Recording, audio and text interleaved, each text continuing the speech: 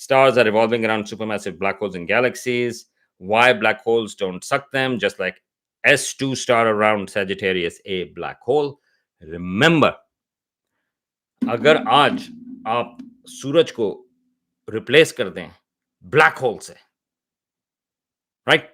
अगर आज आप सूरज को रिप्लेस कर दें उतना ही मास के ब्लैक होल से, जमीन के ऑर्बिट को कोई फर्क नहीं पड़ेगा।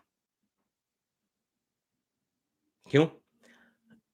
क्योंकि जो हमारे ऑर्बिट हैं वो मास से डिपेंडेंट हैं, ठीक है?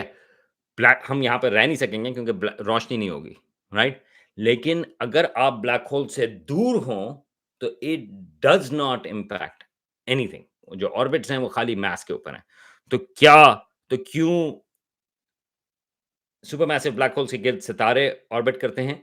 इसकी वजह ये है कि अगर वो थोड़े दूर हों तो आई मीन लाइक वो उसी तरह से ऑर्बिट करेंगे जैसे वो कहीं पर भी हों। लेकिन अगर आप उसके करीब पहुँच जाएँ तो देन उनकी जो ग्रेविटी है वो उसको इम्पैक्ट करेगी, और क्योंकि उनकी ग्रेविटी काफ़ी ज़्यादा हो सकती है तो वो स्टार्स को श्रेड कर सकती है वगैरह-वगैरह। लेकिन अगर आप दूर हो तो कोई इम्पैक्ट नहीं पड़ता। तो S2 ये हमारे अपने जो मिल्की वे का सेंटर है, ये उसके करीब है, सैजिटेरियस स्टार 2 उसके गिर्द ऑर्बिट क्यों कर रहे हैं? क्योंकि बहुत सारे स्टार्स ऑर्बिट कर रहे हैं, क्योंकि वो उसके ग्रेविटी के इम्पैक्टेड हैं, लेकिन वो हर चीज़ जो है उसका सक करने का मतलब वो जो होता है वो आई थिंक दैट्स वो पॉपुलर थोड़ा-सा मिसकंसेप्शन है कि हर चीज़ जो है वो सक कर देता है। नहीं, that is not the case.